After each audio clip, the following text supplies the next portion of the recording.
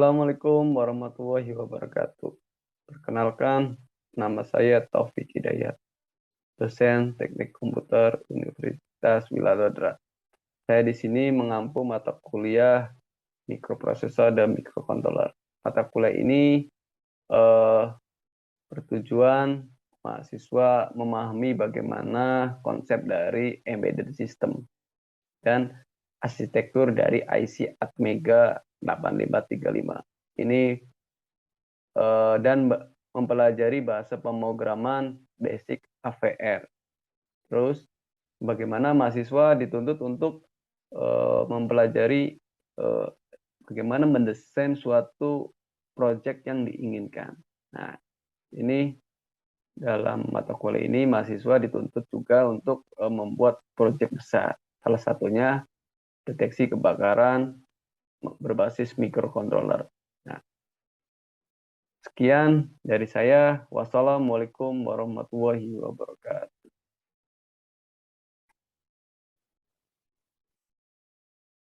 Assalamualaikum warahmatullahi wabarakatuh. Waalaikumsalam. Baik, perkenalkan, nama saya Taufik Hidayat, dosen pengampu mata kuliah mikroprosesor dan mikrokontroler.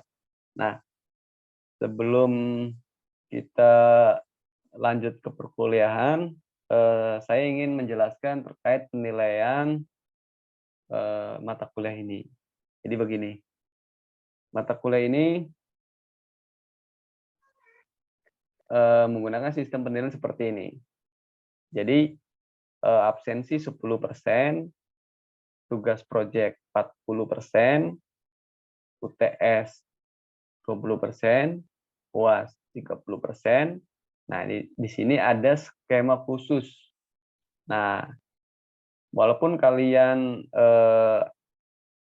alpha 100%, tugas proyek 100%, nah, kalian tidak mengikuti salah satu UTS atau UAS. Jadi kalian misalkan UAS-nya ikut, UTS-nya nggak ikut, berarti auto E. Gitu ya. Sebaliknya misalkan UTS-nya ikut, UAS-nya nggak ikut, terus absensi 100%, tugas 100%, nah ini auto E. Nah, begitu juga ada skema berikutnya. Kalau dalam satu semester alpha 3 kali, walaupun kalian mengerjakan tugas besar dapat 100, UAS UTS dapat 100, maka auto E. Nah, di sini ada skema. Nah, baik, dari sini terkait penilaian mata kuliah ada yang tanyakan dari Mas dan Mbak, monggo.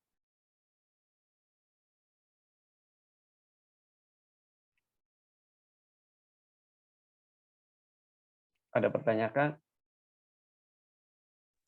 Pak, izin bertanya. Ya, silakan. Pipit. Kalau absennya 1 kali atau 2 kali itu Pak gimana? Apanya? Kalau absennya nggak masuk 2 kali, itu berarti masih belum masuk skema ini. Jadi masih lolos. Masih aman? Masih aman. Ya udah Pak ya. Terima kasih. Ya, sama-sama. Ya, yang lainnya? Apakah paham?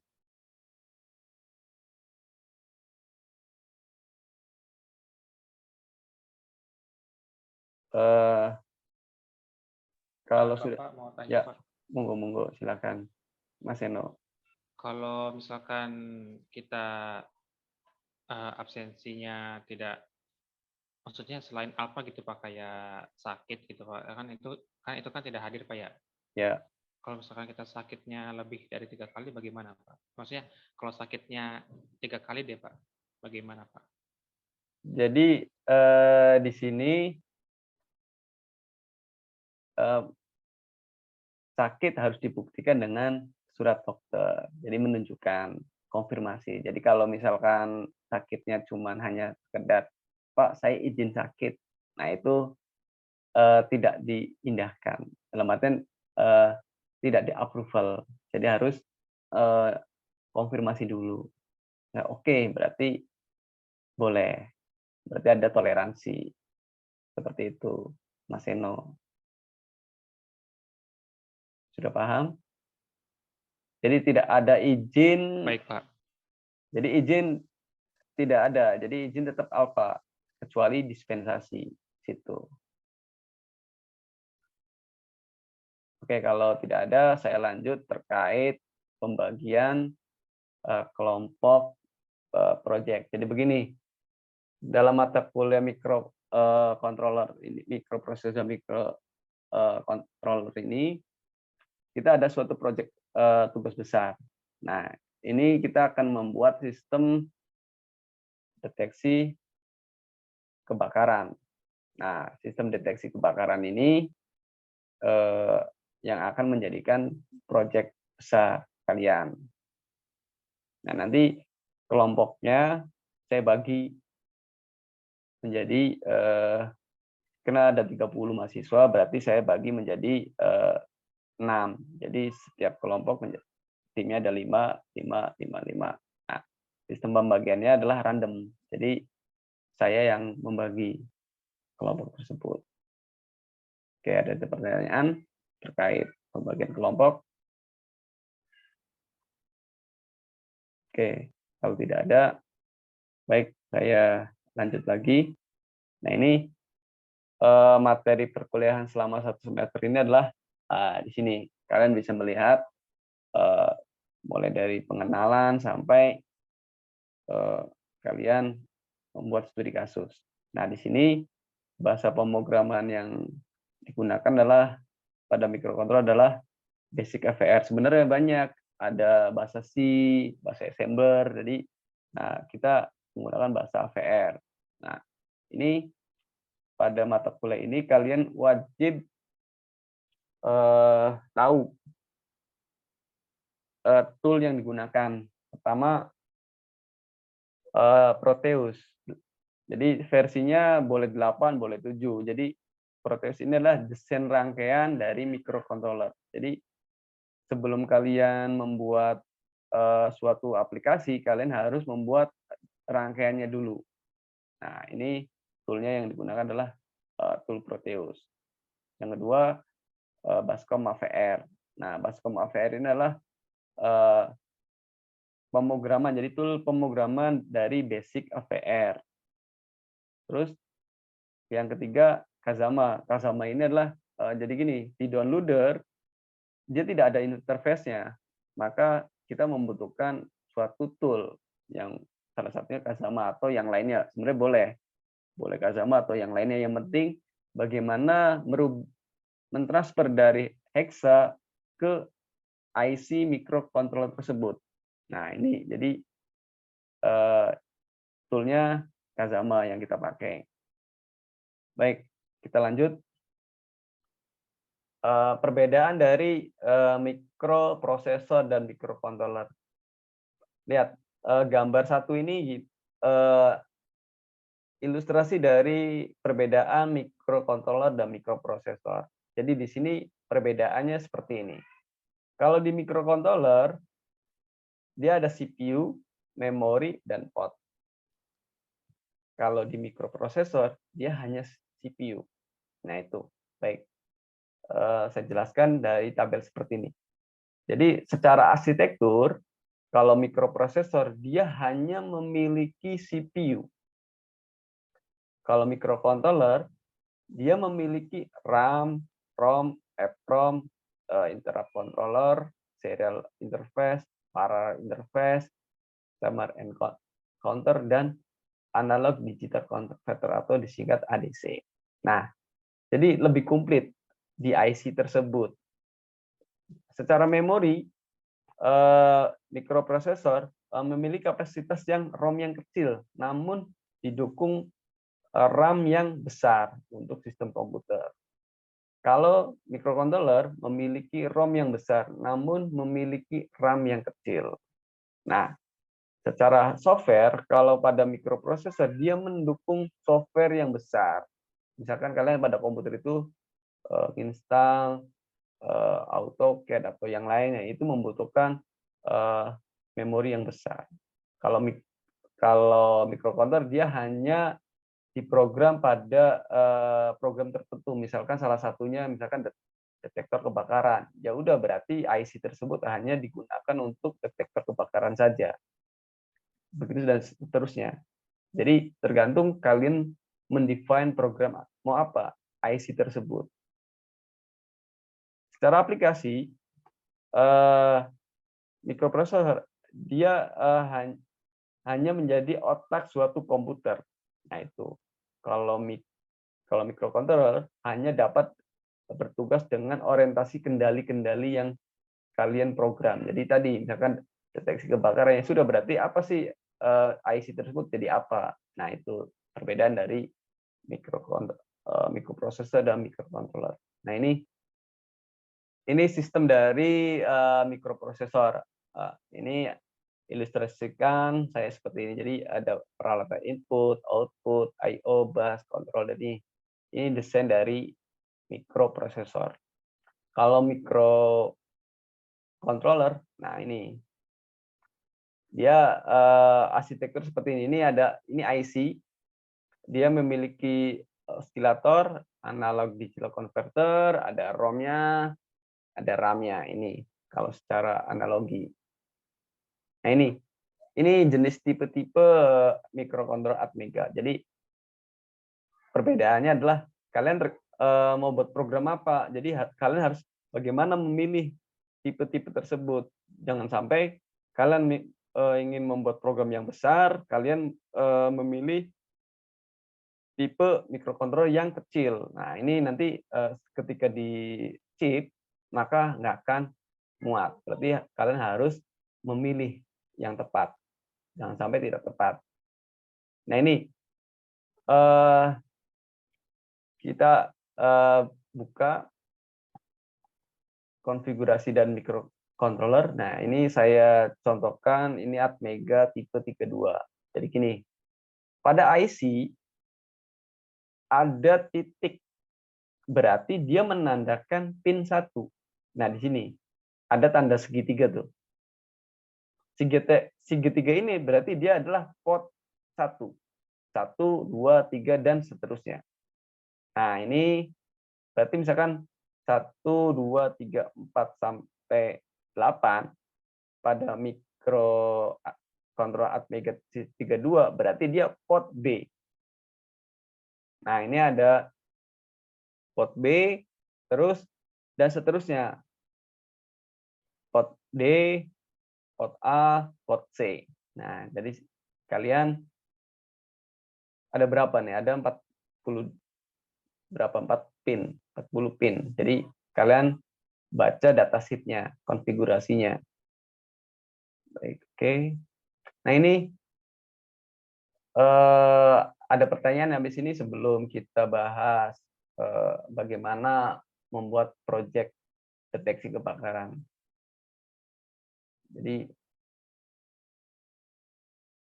bagaimana kita membuat deteksi kebakaran? Jadi kalian harus apa sih yang dibuat, apa aja? Silakan sebelum proyek sistem deteksi kebakaran. Pak, izin bertanya, Pak. Ya, silakan.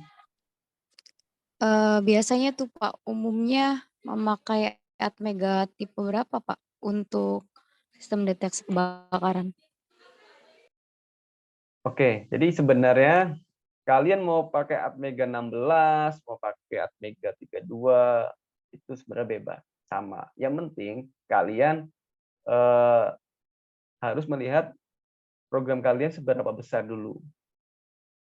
Kalau kalian pakai misalkan deteksi kebakaran, jadi kalian hanya menggunakan Atmega 8, ternyata pin yang digunakan Atmega 8 cuma 3, ya udah berarti kalian hanya misalkan port A untuk LCD, port B untuk apa. Ternyata kalian, wah ternyata saya butuh 4 port, ternyata di Atmega 8 ini tidak mendukung 4 port, jadi jangan. Berarti kalian alangkah baiknya port yang mendukung port 4. Itu. Baik, saya jelaskan terkait project microcontroller. Jadi sebelumnya saya jelas pada pertemuan awal tadi kan bagaimana membuat sistem deteksi kebakaran. Jadi pada microcontroller ini project akhirnya kita membuat deteksi kebakaran. Nah, apa aja sih sebenarnya alat yang diperlukan? Nah, ini contoh rangkaian deteksi kebakaran. Berarti kalian harus menyiapkan pada simulasi tersebut adalah IC Atmega 8535. Pak, boleh nggak IC-nya saya menggunakan IC Atmega 16? Boleh. Boleh nggak pakai IC Atmega 32? Boleh. Asalkan kalian pot yang digunakan, berapa pot yang kalian gunakan. Terus yang kedua, Pak, buzzer. Jadi sistem detektor kebakaran ketika ada. Jadi buzzer buat apa? Buzzer ini untuk menandakan bahwa ada gas bocor, itu akan berbunyi. Itu menandakan sensornya berfungsi. Nah, ini salah satunya sensornya pakai MQ4, sensor gas. Jadi ini sensor gas ini kita menggunakan kenapa? Pak, boleh nggak saya menggunakan MQ5? Boleh. Jadi kalian yang penting sensornya dia mendukung sensor gas. Gitu. Jadi apapun modulnya, yang penting kalian bisa mengkomunikasikan antara sensor dengan microcontrollernya. Jadi bisa menyesuaikan. Nah, di sini ini ada LCD. Berarti kalian harus LCD tersebut buat mengetes apakah si ruangan ini aman atau tidak aman. Nah, ini buat istilahnya displaynya atau ini nih informasinya secara visualnya. Jadi kalau microcontroller ini kalau tidak ada display LCD, maka dia tidak tahu bekerja atau tidaknya. Nanti kita ada bantuan LCD tersebut. Jadi ini tujuannya untuk mengetahui oh ini aman atau tidak. Nah, di sini ada yang ditanyakan terkait rangkaiannya. Nah, silakan Mbak-Mbak dan Mas-Mas bertanya.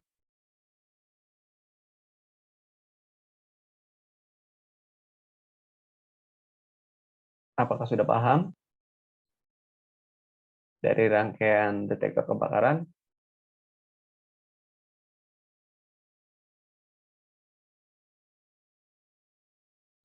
Bapak mau tanya, Pak. Ya, boleh, Mas Eno. Untuk rangkaian yang Bapak tunjukin itu kita menggunakan Atmega 8535. Yes. Terus kata Bapak ada kita bisa pakai Atmega yang lain juga gitu kan, Pak ya. Nah, Ya. perbedaan antara Atmega 8535 dengan Atmega yang lain itu untuk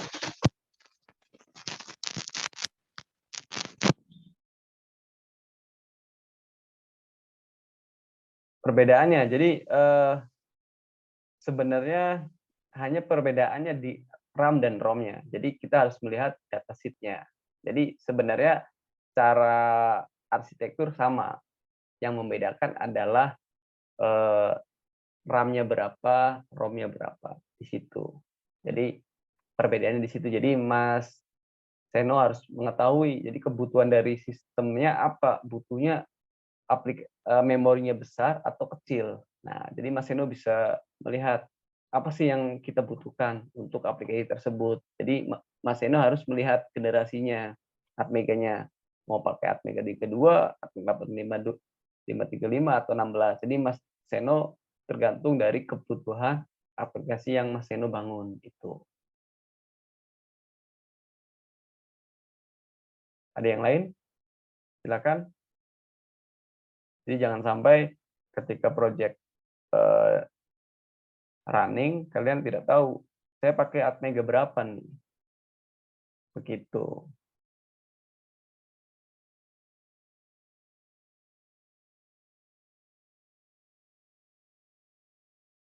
Silakan, Mas Agna.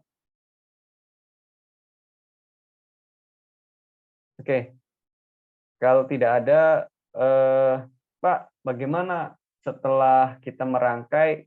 Nah, jadi begini, kalian jangan kalian tuh di hardware-nya dulu. Kalian secara coding dan simulasi harus benar dulu. Jadi kalian makanya jangan sampai gini, karena jangan sampai salah ketika nge-cheat. Jadi kalau nge-cheat-nya salah berarti tidak akan jalan nantinya. Jadi kalian usahakan bikin simulasinya dulu di Proteus dengan rangkaian secara benar.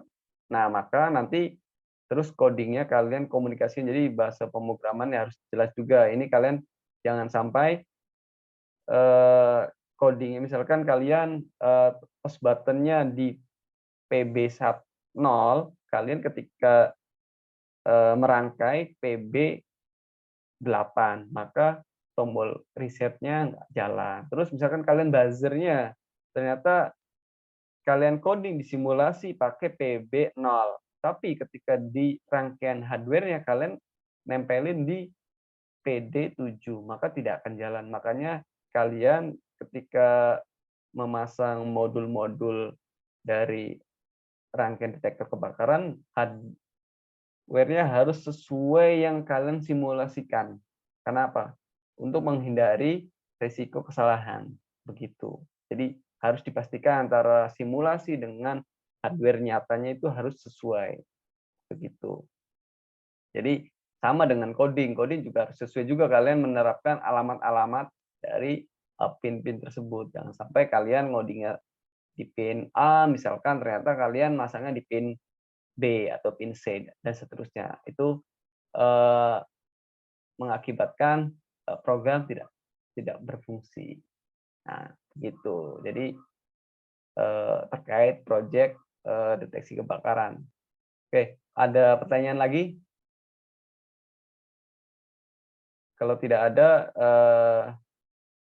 pertemuan berikutnya kita akan mempelajari terkait arsitektur dari microcontroller. Jadi kalian pelajari dulu bahan dari arsitektur microcontroller Atmega 8535, karena kita fokusnya ke IC 8535 biar kalian fokus apa yang dibuat detektor kebakaran itu menggunakan IC 8535. Jadi kalian lebih matang bagaimana konsep dari Atmega 8535. Oke. Kalau tidak ada, saya akhiri. Wassalamualaikum warahmatullahi wabarakatuh.